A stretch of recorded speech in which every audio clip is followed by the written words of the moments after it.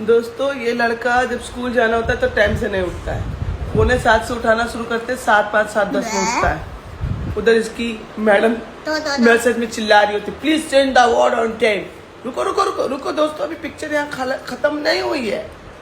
रुको रुको, सेम लड़का, सबर करो। और सेम लड़का जब छुट्टी होता है, संडे है, जब भी छुट्टी होता है 7 बजे उठ जाता है। मम्मा उठ गई क्या? मम्मा नींद पूरा हो गया क्या? मम्मा 7 बज गए क्या? मम्मा उठ जाओगी क्या? मम्मा स्टोरी सुनाओगी क्या? 6:10, 6:20, 6:40 से लेकर 7 बजे तक ये उठ जाता है। अगर माँ कसम हो रही है मेरा बेटा नहीं होता ना तो आज मैं इसका डिंका चिका कर देती। इसके अलावा किसी की हिम्मत नहीं बनी नींद खराब करे संडे को। मुझे बहुत गुस्सा आ रहा है दोस्तों, बहुत ज्यादा। हंस रहा है।